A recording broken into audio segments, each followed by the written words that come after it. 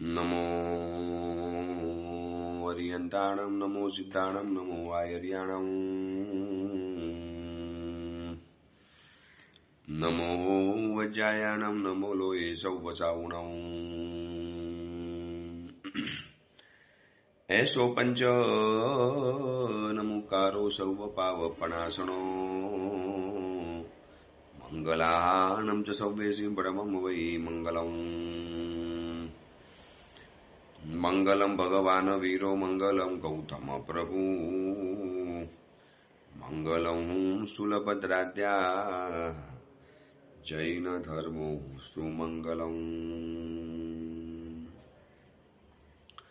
प्रवचनનો વિષય છે પ્રશ્ન પૂછે ગૌતમ ખંડર, ઉત્તર આપે વીર તીર્થંકર।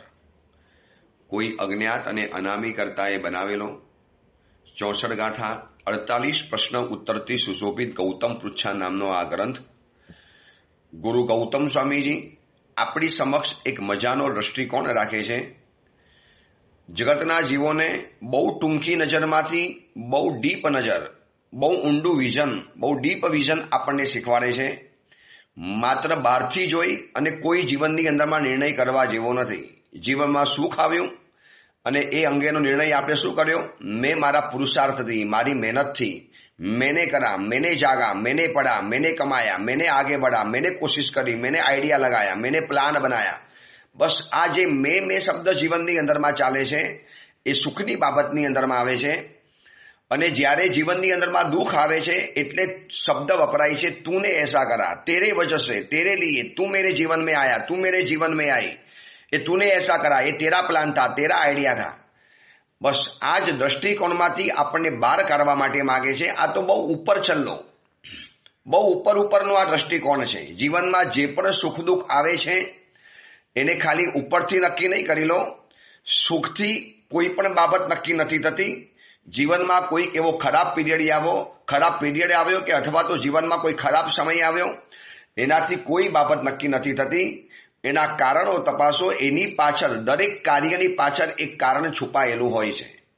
એવરી કારણ, તમે કોઈ પણ ચીજ લઈ આવો, કોઈ પણ ચીજની પાછળ એક કારણ હોય છે। હવે કારણ દેખાતું નથી હોતું એટલે ઉપરથી જે દેખાય છે એને આપણે જીવનમાં સાચું માની લીધું। એમ તો કુરિયરની અંદરમાં એક વ્યક્તિએ 1 કરોડ રૂપિયાનો ચેક તમને મોકલાવ્યો અને કુરિયર બોય ડિલિવરી કરવા માટે ઘરની અંદરમાં આવ્યો। હવે આપણે ધન્યવાદ કુરિયર બોયને આપીશું કે જે પાર્ટીએ આપણને કરોડ રૂપિયા મોકલાવ્યા છે એને આપીશું? બહુ સિમ્પલી વિચારજો। હવે પાર્ટી તો ફોનની રાહ જોઈને બેઠી હોય, રિસીવ થયો કે ન થયો, ડિલિવર થયો કે ન થયો, એને ચેક મળ્યો કે ન મળ્યો, હજી પાર્ટીનો ફોન કેમ નથી આવ્યો?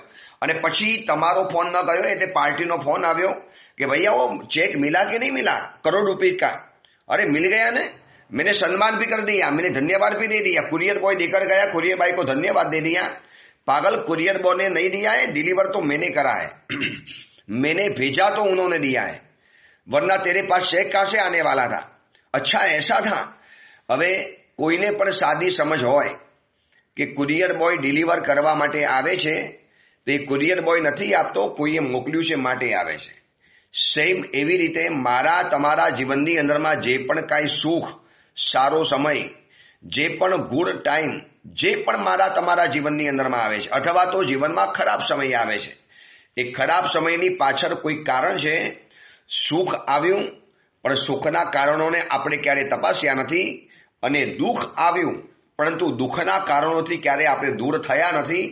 એટલા માટે દુઃખ જીવનમાં આવ્યા કરે છે અને સુખ જીવનમાંથી ચાલ્યું જાય છે।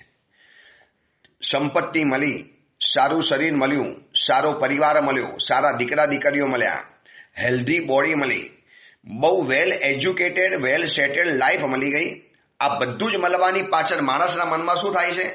अरे ये तो मैंने प्लान बहुत बढ़िया बनाया था, मैंने मैंने उस समय बहुत ही मेहनत करी थी, बहुत कोशिश करी, बहुत प्रयत्न करा। जब पूरी दुनिया सोती थी तब मैंने जाग कर ये पढ़ाई वगैरह करी, मार्क्स अच्छे आए, अच्छी डिग्री मिल गई, अच्छी कंपनी में जॉब मिल गई, या तो अच्छा बिजनेस वगैरह करा, ऐसा आइडिया बनाया, ऐसा प्लान बनाया।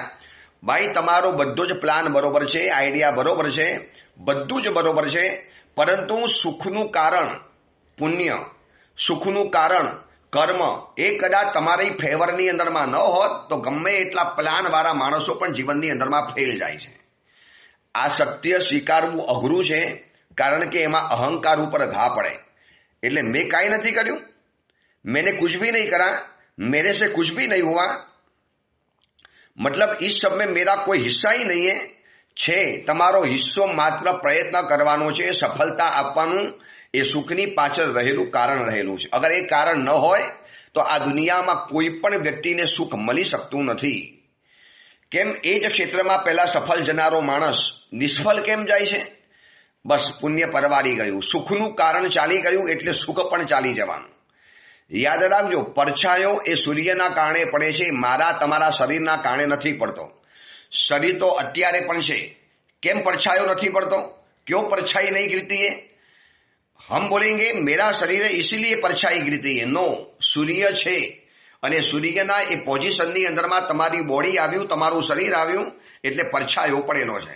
મતલબ સૂર્ય એકલો પણ કામ નહીં લાગે, એકલું શરીર પણ કામ નહીં લાગે, પરંતુ સૂર્યનું હોવું અનિવાર્ય છે, શરીરનું હોવું અનિવાર્ય હોય કે ન હોય. એવી રીતે જીવનની અંદરમાં જે પણ કાંઈ સુખના પડછાયા પડતા હોય છે એની પાછળ પુણ્યનો સૂરજ ચમકે છે, માટે આ જીવનમાં કોઈ પડછાયા પડતા હોય છે. વરના ઘણા એવા વ્યક્તિઓ છે જેને પ્લાન પણ બનાવેલા હતા અને જેને ઘણા આઈડિયાસ જીવનમાં કરેલા હતા. આવું જ જીવનમાં દુઃખના બાબત માટે છે. કોઈ વ્યક્તિને સુખ દુઃખ માટે બ્લેમ કરવાની જરૂર નથી, આરોપના પિંજરાની અંદરમાં એ વ્યક્તિને ઉભો રાખવાની જરૂર નથી. આપણે ગૌતમ સ્વામીનો સીધો દ્રષ્ટિકોણ સ્વીકારી લઈએ, કારણ કે ગૌતમ સ્વામીના મગજની અંદરમાં ક્રિસ્ટલ ક્લિયર વાત હતી કે જે પણ સુખ મળે છે એ સુખના કારણથી અને જે પણ દુઃખ મળે છે એ દુઃખના કારણથી. કોઈ વ્યક્તિ આમાં માધ્યમ નથી. હા, વ્યક્તિ કદાચ દેખાતી હશે એના દ્વારા આવેલું છે. મતલબ કુરિયર બોય કુરિયરનો ચેક આપી ગયો કુરિયરની અંદરમાં એટલે માધ્યમ બન્યો છે, પરંતુ એને નથી મોકલ્યો છે કોઈ પાર્ટીએ. એવી જ રીતે મારા તમારા જીવનમાં સારું ખરાબ આવ્યું એ કોઈક છે પાછળ જે મોકલનારો, બસ એ રીઝન, એ કારણ. અને એ જ કારણો જાણવા માટે ભગવાન મહાવીરની સમક્ષ ગૌતમ સ્વામીજી આ સવાલ પૂછે છે કે પ્રભુ, કોઈ જીવો સુખી બને છે, કોઈ દરિદ્ર બને, કોઈ ભિખારી બને, કોઈ ગરીબ બને છે, કોઈ અમીરો મહાલયની અંદરમાં મહાલતા હોય છે, એના જીવનની અંદરમાં નકરું સુખ ચારે કોર વેરાયેલું હોય છે, પગ મૂકે ત્યાં સુખ એના જીવનની અંદરમાં આવી જાય. અને એક વ્યક્તિ એવી છે કે પગ મૂકે અને ત્યાં જીવનમાં દુઃખ ઘેરી વળે. જે ક્ષેત્રમાં જાય, જે બિઝનેસની અંદરમાં જાય, જે પરિવારની સાથે જાય, જે સર્કલની અંદરમાં જાય, જ્યાં ઊભો રહ્યો ત્યાં એને તકલીફ ઘેરી વળે, મુશ્કેલી આવી જાય, પારાવાર મુશ્કેલીઓ આવી જાય, શરીરમાં રોગ રૂપે, કોઈ પણ સ્વરૂપ રૂપે. આવું જે થાય છે એટલે એની પાછળના કોક તો રીઝન હશે અને સાચું રીઝન ખબર નથી. માટે આપણે ખોટી વ્યક્તિઓ ઉપર આપણે ગોળીબાર કરતા હોઈએ છીએ. આને બગાડ્યું, આને મારી જિંદગી બગાડી નાખી, આ વ્યક્તિ મારા જીવનમાં આવી મારું જીવન ખતમ કરી નાખ્યું. કેટલો સીધો સિદ્ધાંત છે. તમે દુઃખને નહીં પકડો, દુઃખના કારણને જાણો. માત્ર સુખથી ખુશ નહીં થાવ, સુખના કારણને પણ જાણી લો, જેથી આવનારા ભોગમાં તમે સુખનું કારણનું સેવન કરશો તો સુખ ચાલુ રહેશે અને દુઃખના કારણથી દૂર રહેશો તો તમે જીવનની અંદરમાં દુઃખી ક્યારે પણ નહીં બનો. બસ આ જ એંગલને પકડી અને ગૌતમ સ્વામીજીએ પ્રશ્નો પૂછ્યા પરમાત્મા મહાવીરને. અને 33મા નંબરનો જે સવાલ આપણો ચાલે છે, જે આપણે બહુ દિવસોથી વિચારણા કરીએ છીએ, કારણ કે પ્રશ્ન જ એવો છે અને પ્રભુએ એના રીઝન પણ એવા જ બતાવેલા છે. ગરીબ, ભિખારી અને દરિદ્ર જે જીવનની અંદરમાં અભાવની અંદરમાં જીવે, બધી જગ્યાએ એને હાથ લંબાવવાના, હાથ ફેલાવાના, જોડી ફેલાકર ખડા રહી જાના હર જગા પર. તો આવું જીવનની અંદરમાં કેમ થયું? તો પરમાત્માએ કારણ બતાવ્યું. પહેલા નંબરમાં 7 કારણમાં પહેલું કારણ એ બતાવ્યું, જે વ્યક્તિ વિનયથી રહિત હોય. એ વાતને આપણે પરિપૂર્ણ કરી. હવે એનાથી પણ અતિ મહત્વનું કારણ છે કે જે વ્યક્તિ ચારિત્રથી વર્જિત હોય અને નિયમ વગરનો હોય, જેને કોઈ નિયમ નથી લેવા, કોઈ બાધા નથી લેવી, કોઈ બંધનમાં નથી આવવું, એને બેફામ જિંદગી જીવી છે. અમે કહીએ ભાઈ દોસ્ત તારે આ પાપ નથી જ કરવાનું તો નિયમ લઈ લે ને. નહીં, નિયમની વાત નહીં કરવાની. બસ નિયમની વાત કરો એટલે લાલ કપડું જોઈને જેમ આખલો ભડકે ને એવી રીતે આ વ્યક્તિ ભડકતો હોય છે. બસ નિયમની વાત કરી, સાધુ પાસે નહીં જવાનું, ગુરુ ભગવાન પાસે નહીં જવાનું, સમણી ભગવંતો પાસે નહીં જવાનું, પછી મહાત્માઓ તો બાધા પકડાવ્યા કરે. પણ દોસ્ત ડોક્ટર પણ દવા પકડાવે છે, જવાનું બંધ કરી લો. સીએ પણ તમને ઘણી સલાહોના પડીકા પકડાવે છે, બંધ કરી લો. કોઈ પણ જ્યોતિષની પાસે તમે જાશો તો જોશી પણ તમને ઘણી સલાહો આપશે, જવાનું બંધ કરી લો. કોઈ પણ વકીલ પાસે જશો તો વકીલ પણ તમને ઘણી નસીહત આપશે, જવાનું બંધ કરી લો. સ્કૂલની અંદરમાં જશો તો ટીચર પણ તમને ઘણા હોમવર્ક આપશે, જવાનું બંધ કરી લો. બાધા એટલે હોમવર્ક છે, આ કરવું જ પડે. બાળકને પાસ થવું છે, સ્કૂલનો અભ્યાસ તો પૂરો થઈ ગયો, પણ ઘરની અંદરમાં જઈને પણ હોમવર્ક કરવું જરૂરી રહેલું છે. હવે ચલો, તમે અમારા પરિચયની અંદરમાં આવ્યા. અમે પૂજાની વાત કરી, રાત્રિ ભોજનની વાત કરી, કન્મૂળની વાત કરી, સામાન્ય ઇન્સાન જિંદગી જીવવાની વાત કરી, વ્યભિચાર અનાચાર દુરાચારથી દૂર રહેવાની વાત કરી, વ્યસનોથી દૂર રહેવાની વાત કરી, પરમાત્માની ભક્તિની વાત કરી. આ બધી જ વાતો કરી, પણ એને છે ને નિયમના રૂપે કન્વર્ટ કરવું પડશે કે હું આટલો વર્ષ આટલું કરીશ. આ એક સંકલ્પ, આ એક ગુરુ દક્ષિણાની ભેટ આપવાની છે. હવે તમે કહો હું નિયમ લેવા તૈયાર નથી, તો શું થયું? આ નીતિ, નિયમ અને સંયમથી વર્જિત વ્યક્તિ આવનારા ભવની અંદરમાં દુઃખી બની શકે છે, કારણ કે કોઈ બંધનમાં રહેવું નથી. આ ભવમાં જે બંધનમાં રહેવા તૈયાર નથી, એને આવનારા ભવની અંદરમાં જિંદગીભર માટે બંધનોની અંદરમાં રહેવું પડશે. આ લોજિક સમજી રાખજો. ઘણા છે યુવા યુવતીઓ બાધાની વાત કરો એટલે જાણે કે સાધુએ ગુનો કરી નાખ્યો. એની મમ્મીને જઈને ધમકાવે, દે મમ્મી તું લેકર ગઈ, तूने तो क्या बोला था, ये महाराज जी बाधा की बात नहीं करेंगे, क्यों मेरे सामने बाधा का उल्लेख करा, नियम नामનો શબ્દ વાપર્યો. દોસ્ત, લેવો હો તો લઈ શકો છો, ન લેવો તો કાંઈ નહીં, તમારી મરજી છે. પણ મારા પરમાત્મા મહાવીર કહે છે કે જે નીતિ, નિયમ, નિષેધ અને નિયંત્રણ આ ચાર વસ્તુની અંદરમાં બંધાતા નથી, એની જિંદગી આવતીકાલે અરાજકતાથી, અમર્યાદાઓથી અને એની જિંદગીની અંદરમાં ઉત્પાદ કે ભૂકંપો મચ્યા વગર રહેતા નથી. કારણ કે કોઈ બંધન જ નથી બાંધવા, કોઈ નિયમ જ નથી લેવાના. નદીને પણ બે કિનારાનું બંધન છે. સવારના પોરમાં તમે જે ચા કે દૂધ પીવો છો ને, એને પણ એક કપનું બંધન છે. એ બંધન ન હોય તો ચા ઢોરાઈ જાય, ચારે બાજુ વિખરાઈ જાય. એ ઘઉં પણ ચોખ્ખા ઘઉં આપણે ખરીદીએ છીએ તો એને પણ થેલીનું બંધન સ્વીકારવું પડે છે. એક પૈસા છે તો એને પાકીટનું પણ બંધન સ્વીકારવું પડે છે. એક માથાના વાર છે તો એને માથામાં રહેલા વાર એને પણ બંધનની અંદરમાં રહેવું પડે છે. ઘરની અંદરમાં કચરો સાફ કરનારી સાવરણી પણ જો બંધનમાં ન હોય તો સાવરણી ખુદ કચરો બની જાય. બતાવો કઈ જગ્યામાં બંધન વગર ચાલે છે. નીતિ, નિયમ, નિષેધ, નિયંત્રણ એક જગ્યા મને લાવીને બતાવો, તમારો ગુલામ બનવા તૈયાર છું. કેમ આટલી બધી બાધાની એલર્જી? કેમ આટલા બધા નીતિ નિયમથી ભડકવાનું? કેમ કોઈ પણ જીવનમાં મર્યાદા નહીં, કોઈ સંયમ નહીં, કોઈ નાનકડો નિયમ નહીં, કોઈ નાનકડી વાત નહીં. કેટલા બધા અલગ જાતના તમે વીરતીના નિયમોની અંદરમાં રહી શકો છો, જેમાં તમને પારાવાર ફાયદો છે, જેમાં આપણા માટે આવનારા ભવની અંદરમાં બહુ સુખની પરંપરા સર્જી શકાય છે. પણ મહાવીર ભગવાનની આ નીતિ, નિયમ, બાધાની વાત કોણ જાણે માણસોના મગજમાં બહુ ઉલટી રીતે બેસી ગઈ છે.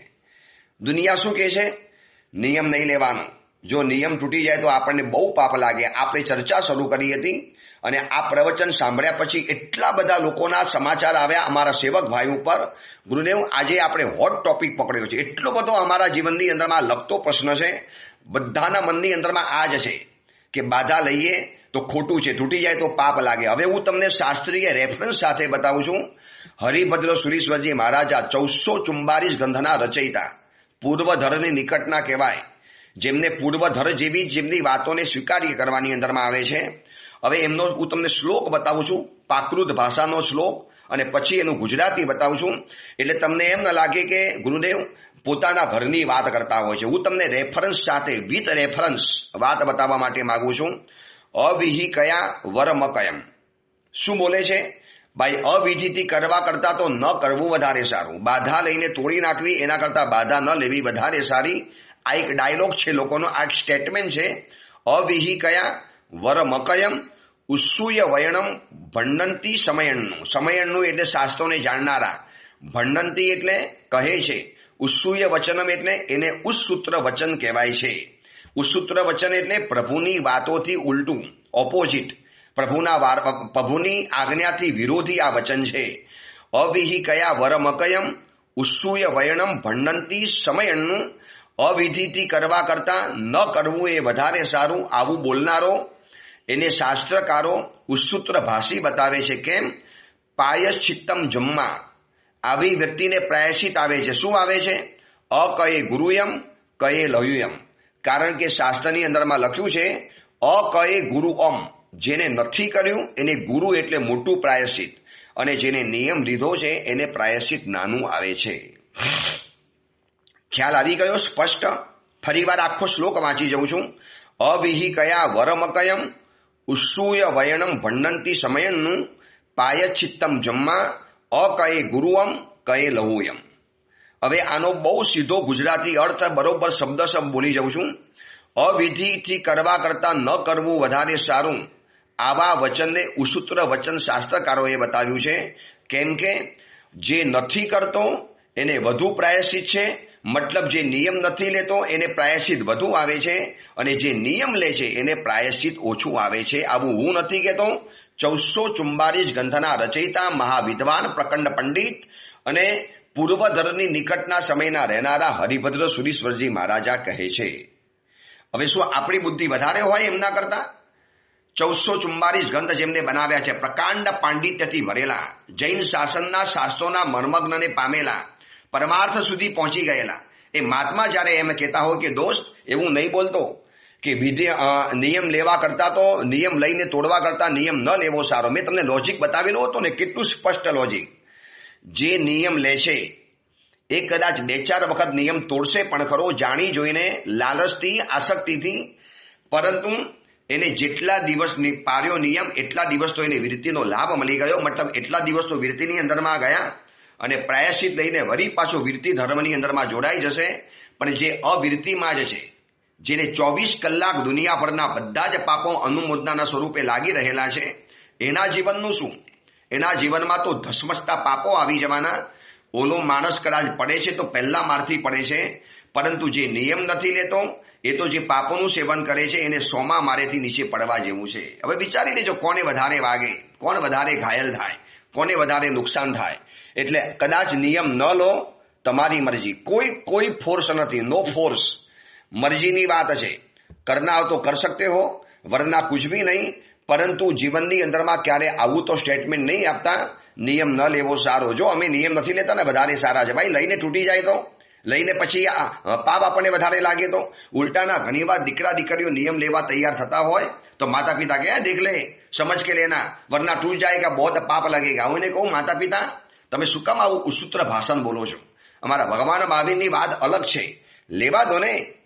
એને એક સાથે મહિનાનો નિયમ લીધો એટલે 1 મહિનાનું પુણ્ય તો ખાતામાં જમા થઈ ગયું. હવે 10 દિવસ પારશે અને બાકીના 5 દિવસ કદાચ નિયમ તોડી દેશે, લાલચના કારણે, આસક્તિના કારણે, ડરના કારણે કે લોકોના કહેવાના કારણે કે પછી જે પણ કારણે, તો એને 10 દિવસ તો વિરતિની અંદરમાં રહ્યો, એ તો નિયમ મળી ગયો. એક સાથે 1 મહિનાની વિરતિ સ્વીકારી, એનું પુણ્ય ખાતાની અંદરમાં જમા થઈ ગયું. અને આવતીકાલે વરી પાછી સમજણ આવશે ને વરી પાછો નિયમના માર્ગની અંદરમાં આવી જશે. એટલે વરી પાછો વિરતિના માર્ગની અંદરમાં આવી જવાનું. અને જ્યાં વિરતિ છે ત્યાં પુણ્યનો બંધ છે, આશ્રમના દ્વાર બંધ થઈ જાય છે, નિજરાના દ્વાર શરૂ થઈ જાય છે. હવે આ અપેક્ષાએ જો આપણે એમ કહીએ કે નિયમ ન લેવો વધારે સારું, અને પ્રભુ તો અહીંયા સ્પષ્ટ કહે છે જે નિયમ વગરનો છે, જેને જીવનની અંદરમાં કોઈ પણ સંયમ ધારણ નથી કર્યો, કોઈ પણ જેને બાધા વસ્તુ જીવનમાં નક્કી નથી કરી, એ વ્યક્તિ આવનારા ભવની અંદરમાં ગરીબ, દરિદ્ર અને ભિખારી બની શકે છે. કારણ કે આ ભવમાં તમે ભગવાન મહાવીરના બંધનોને નહીં સ્વીકારો તો આવનારા ભવની અંદરમાં દુનિયાના નિયમો અને એને દુનિયાના નીતિ નિયમ સ્વીકારવા પડશે. પછી ગુલામી અવસ્થાની અંદરમાં નહીં કહી શકે. શેઠ કહેશે જો તારે 24 કલાક બરોબર મારી ડ્યુટી બજાવવાની, જી સાહેબ, ત્યાં બધે તમારે જી સાહેબ કહેવું પડશે. એઝ યુ સે, તમારે બધે આ શબ્દનો પ્રયોગ કરવો પડશે. કારણ કે ભગવાન મહાવીર સ્વામી આપણે નથી કીધું, પરમાત્મા મહાવીરે કીધું દોસ્ત મનુષ્ય જન્મની અંદરમાં આવ્યો, જૈન કુલની અંદરમાં આવ્યો, રાત્રિ ભોજન ન કરાય, આપણે વાત ન માની, કંદમૂળ ન ખવાય, એનો આપણે નિયમ ન સ્વીકાર્યો, તારે ફલાણી ચીજ ન કરી શકાય એનો નિયમ ન સ્વીકાર્યો, અને કદાચ નથી કરતા તો આપણે કહીએ દોસ્ત તું करता ही नहीं है, इनका नियम ले ले, तुझे वृत्ति का पुण्य मिलेगा.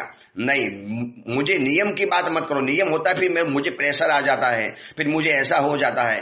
दोस्त દુનિયામાં નિયમ છે તો આ છે ને દુનિયા ચાલી રહેલી છે. નીતિ, નિયમ, નિષેધ અને નિયંત્રણ ન હોય આ દુનિયામાં હાહાકાર મચી જાય.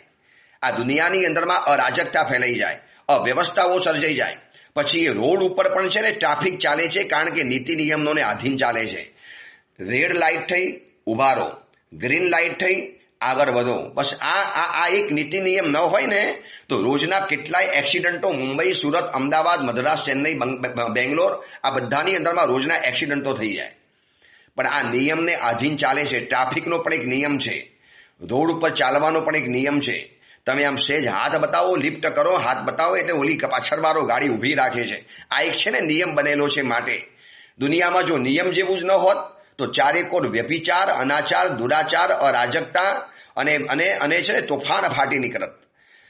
માટે પરમાત્મા કહે છે કે નીતિ નિયમ વગરનો અને જે પોતાના જીવનની અંદરમાં બંધન નથી સ્વીકારતો એ વ્યક્તિ આવનારા ભવની અંદરમાં કદાચ ગરીબ કે દરિદ્ર બની શકે છે. આ વાત પરમાત્માની રહેલી છે. આ બીજા નંબરનું પરમાત્માએ કારણ બતાવેલું છે. હવે આપણે એક બીજી વાત મહત્વની જોવી છે કે શું થાય છે. આપણે નીતિ નિયમ નથી લેતા અને નિયમ તૂટી જાય માટે નિયમ નહીં લેવાના. એના માટે બહુ મજાનો એક એક્ઝામ્પલ સાથે પરમાત્માએ બતાવેલું છે કે જે વ્યક્તિ ચારિત્ર વર્જિત હોય, નિયમ વગરનો હોય, તો નિયમ લેનારા 4 પ્રકારના જીવો બતાવ્યા છે. 4 પ્રકારના. કેટલાક જીવો એવા છે નિયમ લે અને બરાબર અખંડ રીતે પાડે, પૂરી પ્રમાણિકતાથી, પૂરી નિષ્ઠા સાથે, પૂરી વફાદારી સાથે નિયમ પાડે. આને કહેવાય છે પહેલા નંબરના જીવો. બીજા નંબરના જીવો એવા છે નિયમ લે છે ખરો પણ કોઈ કારણસર, મજબૂત એક રીઝન આવ્યું, કોઈ કારણસર તોડવું પડ્યું. તોડવો નતો પણ પરિસ્થિતિ એવી સર્જાઈ ગઈ, સિચ્યુએશન જ એવી આવી ગઈ, સંયોગ એવા સર્જાઈ ગયા, એવી જ પ્રકારની પરિસ્થિતિનો એ ભોગ બની ગયો કે એને નિયમ તોડવો પડ્યો પણ દિલ અંદરથી ડૂબતું હતું. આ બીજા નંબરનો જીવ. ત્રીજા નંબરના જીવો એવા છે કે જે હાથે કરીને નિયમ તોડે છે. પછી प्रायश्चित ले लेंगे, चलो ना एक बार खा लेते हैं, आज दोस्तों के साथ मिले हैं, एक आध पैग ले लेंगे, ऐसे शराब का नियम लिया हुआ है, चलो एक बार ले लेंगे, फिर नियम फिर आगे जो करना है प्रायश्चित कर लेंगे. આ ત્રીજા નંબરના જીવો આવે. અને ચોથા નંબરના જીવો આવે છે જે નિયમમાં માનતા જ નથી. બસ આ કહી દે નિયમ બિયમમાં ના ભાવે, કોઈ નિયમમાં નહીં રહેવાનું, પછી બધે માથે પ્રેશર ન ચાલે, એ બધું છે ટેન્શન એને નહીં ભરવાનું, આવું જે કહેવા તૈયાર થાય એ ચોથા નંબરના જીવો. હવે એને ઉપમા આપી છે. પહેલા નંબરના જીવો કેવા બતાવ્યા? નિયમ લે અને અખંડ રીતે પાડે, પૂરી પ્રમાણિકતાથી અને પૂરી નિષ્ઠા સાથે વફાદારીથી જે નિયમ પાડે છે એને ઉપમા શાસ્ત્રોની અંદરમાં આપી છે અખંડ સૌભાગ્યવતી સ્ત્રી જેવો છે. એક સ્ત્રી હોય છે ને અખંડ સૌભાગ્યવતી હોય, એના જીવનની અંદરમાં પતિનું છત્રછાયા એને જિંદગી ભર મળી, પતિનો પ્રેમ, પતિનો પ્યાર, પતિની સુરક્ષા એને જિંદગી ભર માટે મળી. એને કોઈ જગ્યાએ જવાની જરૂર ન પડી. સદૈવ પતિ એનો સુંદર હતો, સારો હતો, સમજદાર હતો. પતિ છત્રછાયાની જેમ સતત એને ડિફેન્સ કરતો રહ્યો, એની સાથે ને સાથે રહેતો ગયો, એને કોઈ જવાબદારી ન આપી, એને જીવનમાં બિલકુલ મુક્તતાથી હરવાશ રીતે જીવનમાં આગળ વધારવા દેવાની અંદરમાં આવી. અને બરોબર અખંડ રીતે એક પતિએ પોતાની પત્નીને જિંદગીભર માટે એક પત્નીવતા બની અને આખી જિંદગી પત્નીને સાચવી અને પત્ની પતિને પણ સાચવી લે. અને અખંડ સૌભાગ્યવતી સ્ત્રી કહેવાય છે. આ એક સુકન કહેવાય છે, અખંડ સૌભાગ્યવતી સ્ત્રી. જ્યારે પણ કોઈ મોટા મહોત્સવો હોય તો અખંડ સૌભાગ્યવતી સ્ત્રી જેના બંને પક્ષની અંદરમાં માતા પિતા જીવંત હોય, આ બાજુ પિયર પક્ષની અંદરમાં અને આ બાજુ માતૃ પક્ષની અંદરમાં અને આ બાજુ સસરા પક્ષની અંદરમાં, બંને પક્ષની અંદરમાં જેના માતા પિતા જીવંત હોય એને અખંડ સૌભાગ્યવતી સ્ત્રી કહેવાય. પતિ જેનો સાથે હોય, સ્નેહાર હોય, વફાદાર હોય અને એ પોતે પણ પતિ તરફ સ્નેહાર હોય અને વફાદાર હોય, આ અખંડ સૌભાગ્યવતી સ્ત્રી જે નિયમ લે છે અને બરાબર પારે છે. હવે બીજા નંબરના જીવોને ઉપમા આપી છે વિધવા સ્ત્રીની. લગ્ન તો થઈ ગયા પરંતુ તૂટી ગયા, મતલબ પતિ મરી ગયો. જો ડાયવોર્સ થવા અલગ છે અને વિધવા થવું અલગ છે. જેનો પતિ દુનિયામાં હયાત નથી અને એવી પત્ની જે હોય એ પત્નીને આપણે વિધવા કહીએ છીએ. પતિ હયાત છે, પતિ પત્નીને ન ફાવ્યું અને લઈ લીધા, એને ડાયવોર્સ કહેવાય છે. તો બીજા નંબરની અંદરમાં કારણ સાથે નિયમ તોડે. કોઈ પણ કારણસર, જેન્યુન કારણ હતું, તોડવો જ પડ્યો, એના વગર ચાલે એમ હતું નહીં. કોશિશ તો ઘણી કરી કે નિયમને જાળવી લઉં, બચાવી લઉં, સંભાળી લઉં, પણ હવે શક્ય જ નહોતું અને નિયમ તોડવો પડ્યો. અને તોડ્યા પછી પણ દિલમાં ડંખ તો ઊભો છે. વળી પાછો નિયમમાં તરત આવી પણ જાય. એકવાર વિધવા થઈ ગઈ, વળી પાછો કોઈ નવો પતિ મળી ગયો તો લગ્ન કરી પણ લીધા, પણ એકવાર તો વિધવા થઈ ગયેલી, એકવાર નિયમ તૂટી ગયો, માટે એને વિધવા સ્ત્રી કહેવાય છે. કેટલા લોજિક સાથે આ નિયમને નિયમ લેનારા 4 પ્રકારની વ્યક્તિ સાથે આ સંબંધ ઘટાવેલો છે. નિયમ અખંડ લે, અખંડ પારે, છેક સુધી નિયમને બરોબર જાળવી રાખે, કોઈ પણ સંયોગોની અંદરમાં જે પોતાના નિયમને તૂટવા ના દે, આને કહેવાય છે અખંડ સૌભાગ્યવતી સ્ત્રી. નિયમ લે પણ કારણસર તૂટી જાય, આને કહેવાય છે વિધવા સ્ત્રી. હવે જે જાણી જોઈને નિયમ તોડે, जानबूझकर पता है कि मुझे नियम है, मुझे नहीं खाना चाहिए, मुझे ऐसा नहीं करना चाहिए, मेरे लिए ये वर्ज्य है, मैंने नियम लिया हुआ है, છતાંય કહી દે કાંઈ નહીં, હવે પ્રાયશ્ચિત લઈ લઈશું, ચલો ને ગુરુ ભગવાનને કહીને કીધું હવે આવું થઈ ગયું સાહેબ, છોડો ને, માફ કરો ને, મને પ્રાયશ્ચિત આપી દો ને, આવું જે કહેવા તૈયાર થાય એને ભગવાને શાસ્ત્રોની અંદરમાં ઉપમા આપી છે ડાયવોર્સી સ્ત્રી જેવો, જેના છૂટાછેડા થઈ ચૂકેલા છે, જેના ડાયવોર્સ થઈ ચૂકેલા છે, જેના ડિવોર્સ થઈ ચૂકેલા છે, એવી વ્યક્તિને શાસ્ત્રોની અંદરમાં બતાવ્યો છે કે જે જાણી જોઈને નિયમ તોડે છે. देखो विधवा होना मतलब पति गुजर गया और बिना पति रहना पड़ता है, वो विधवा है. પરંતુ આ તો પતિ હયાત છે, બીજો કોઈ ગમી ગયો, હવે આ ગમતો નથી, અથવા તો બીજી સ્ત્રી ગમી ગઈ, આ નથી ગમતી, ડિવોર્સ આપી દો, આપણે તલાક આપી દો અને નવો સંબંધ શરૂ કરો, આને કહેવાય છે ડાયવોર્સી, જે જાણી જોઈને નિયમ તોડે છે. પણ તમને કહું, ચોથા નંબરમાં જે ઉપમા બતાવી છે ને પરમાત્માએ શાસ્ત્રોની અંદરમાં શાસ્ત્રકારોએ, આપણે ધ્રુજી જઈએ. જે નિયમ લેતો જ નથી, નિયમ લેવા તૈયાર જ નથી, જે નિયમમાં માનતો જ નથી, નિયમની વાત કરો અને કદાચ સામે શિંગડા મારવા માટે આવી જાય, ભડકી ઉઠે, એવી વ્યક્તિને વેશ્યા જેવી ઉપમા આપી છે. ધીસ ઇઝ વેશ્યા. આ વ્યક્તિ વેશ્યા છે. કેમ?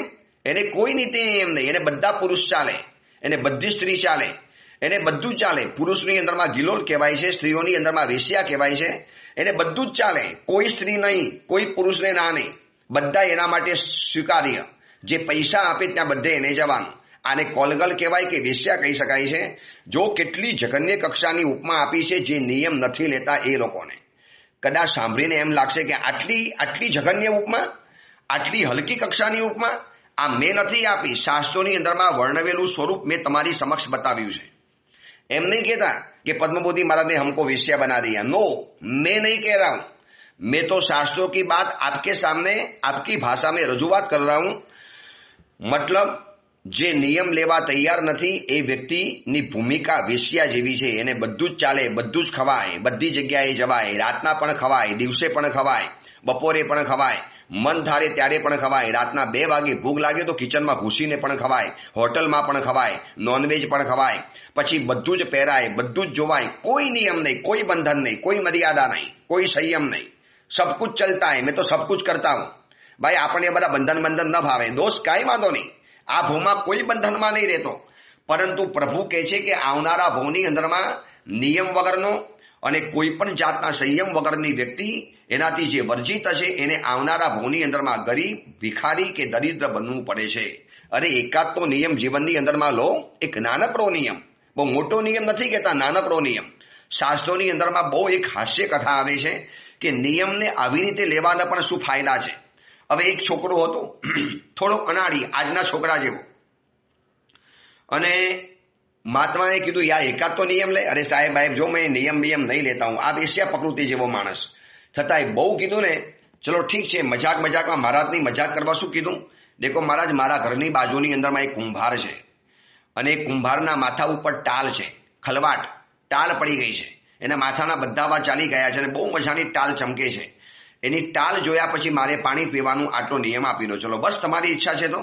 મહારાજ કે વૈસા તો વૈસા, ચલ નિયમ લે. નિયમ મતલબ, અને એક તમને બીજી વાત કરું, નિયમનો મતલબ એ છે કે તમને શાસનની અધિષ્ઠાયિકા દેવી હના લિસ્ટમાં તમારું નામ આવી ગયું. જે વ્યક્તિએ જે પણ નિયમ લીધો, હવે એને એ સંયોગોમાં બચાવવાનું કામ અથવા તો મુશ્કેલ ભરી પરિસ્થિતિની અંદરમાં એને એ વસ્તુ પહોંચાડવાનું કામ હવે આ શાસન દેવી કરી લેવાની. આ નિયમનો પ્રભાવ છે. નિયમની સાથે સાથે તમે મોટી કંપનીની અંદરમાં જોડાઈ ગયા. હવે કંપની તમારું ધ્યાન રાખશે, એ કંપની તમને ફોલો કરશે, એ કંપની તમને બધી સુવિધા પહોંચાડી દેશે. છે ને આજે સંસારમાં એવી કંપનીઓ કે તમે એને જોઈન કરો એટલે કંપની તમારું બધું ધ્યાન રાખે. એમ જેને નિયમ લીધો, બાધા લીધી, બંધન લીધા, હવે એને બહુ મોટી જૈન શાસનની કંપનીના જે અધિષ્ઠાયક દેવી દેવતાઓ છે એના રડારની અંદરમાં આવી ગયો. હવે માનો જેને રાત્રિ ભોજનનો નિયમ લીધો છે, તમે કોઈને પણ જન પૂછ્યા હો રાત્રિ ભોજનનો જેને નિયમ લીધો છે એને, એ લોકો એમ કે છે કે સાહેબ જ્યાં સુધી રાત્રિ ભોજનનો નિયમ નહોતો લીધો ત્યાં સુધી રાતના પણ ખાવાનું કદાચ ઠેકાણું નહોતું પડતું. કોઈ જગ્યાએ મળે ન મળે, ફાવે ન ફાવે, પણ જે વખતથી નક્કી કર્યું છે કે રાત્રિ ભોજન કરવું જ નથી, ટીવીઆર કરી લેવો છે, પાણી પીવાની છૂટ રાખી છે, ગુરુદેવ સાચું કહું, સાચા દિલથી પ્રમાણિકતાથી કબૂલું છું કે ક્યાંકથી પણ ચોવિયારની વ્યવસ્થા આસાનીથી થઈ જાય છે. પહેલા મુશ્કેલી પડતી હતી, હવે મુશ્કેલી પડતી નથી. કેમ આવું થયું? તમે કંપની જોઈન્ટ કરી, જૈન શાસનની કંપનીમાં તમે આ નિયમના દાખલ થયા, એટલે હવે એના અધિષ્ઠાયક દેવી દેવતાઓ તમને ફોલો કરે છે કે આને ભૂખ્યો તો મારવો જ નથી. એને છેવટે ક્યાંકથી જ્યુસ, કેળા, કાંઈ પણ ફ્રૂટ, કોઈ પણ ચીજ એને ભૂખ્યો તો નહીં જ રહેવાને. આ એક નિયમનો પ્રભાવ છે. આ નિયમના શબ્દોની તાકાત છે. એમાં જે શબ્દો છે ને એ પણ મંત્રોચ્ચારોથી ભરેલા છે. અસનમ પાણમ ખાયમમ સાયમમ અનથના ભોગેનમ, પછી ધારણા અભિગ્રહ પચકાય અનથના ભોગેનમ સસાગારેનમ મહત્રાગારેનમ સૌવ સમાહી વત્યાગારેનમ વોશિરે, પછી સામે બોલી લેવાનું વોશિરામી. આ બધા બહુ સંસ્કૃત પચુરો શબ્દો છે, મંત્ર ગર્ભિત શબ્દો છે. અને સામે નિયમ આપનારા મહાત્મા પણ બહુ સંયમી હોય, બહુ ઊંચા ગજાના મહાત્મા હોય, અને એમના મોઢેથી લીધેલા નિયમ, અને એ આપણને નિયમ છેક સુધી આપણને પારવાની તાકાત આપતા હોય છે. તમે વિચારી લો, આજે નાની ઉંમરની અંદરમાં 5 મહાવ્રતો પરમાત્માની સમક્ષ જિંદગીભર નિયમ રૂપે સ્વીકારનારા કેમ સાધુ સાધ્વીજીઓ હેમખેમ જિંદગી જીવતા હોય છે. જિંદગીભરનો નિયમ છે, છતાં પણ ચાલે છે, કારણ કે ક્યાંકથી પણ દેવી દેવતા શાસનના અધિષ્ઠાયકો અમારી વ્યવસ્થા તો કરી આપે. એવા અનુભવો જીવનની અંદરમાં જોયા છે. હું તમને આ મારા 2-4 અનુભવો બતાવીશ આવતીકાલે કે નિયમને ફોલો કરવાથી એ લોકોની એક જ કન્ડિશન, તમે નિયમને પકડી રાખો, તમારી જવાબદારી અમારા મસ્તક ઉપર. Your responsibility is my. તમારી જવાબદારી હવે મારી જવાબદારી છે. હવે તમે એ ચિંતા નહીં કરતા, તમને ક્યાંકથી હેમખેમ રાખવાની જવાબદારી મારી. આવું અધિષ્ઠાયક દેવી દેવતાઓ આપણી સમક્ષ પ્રોમિસ આપતા હોય છે. નિયમ લે છે એને, પણ જેને નિયમ લેવો જ નથી, બંધનમાં નથી રહેવું, એને આ વેશ્યાની ઉપમા આપી છે. અને બીજા નંબરનું રીઝન શું પરમાત્માએ અદ્ભુત બતાવ્યું છે. 7 રીઝન એવા છે કે જેની ઉપર આપણે 2-2, 3-3 દિવસ વિવેચન કરવા પડશે, અને તો જ આપણે દરિદ્ર, ગરીબ અને ભિખારીપણાથી બચી શકીશું. ચલો, એ અંગેની બીજી વિશેષ વાત આપણે આવતીકાલે કરીશું.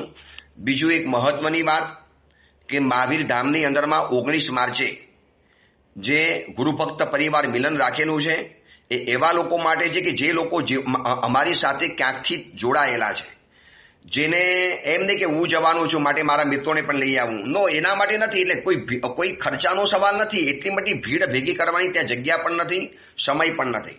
આ ફરીવાર 3-4 દિવસનું મિલન હોય તમે બધાને લઈ આવજો, પણ ખાસ જે જોડાયેલા છે એને જ આવવાનું. જે આ માધ્યમોથી જોડાયેલા છે એવા લોકોને ત્યાં બોલાવીને કંઈક નવું શીખવાડવું છે, નવા જીવનના પાઠ જાણવા છે. પ્રવચનનો વિષય છે માય રિસ્પોન્સિબિલિટી.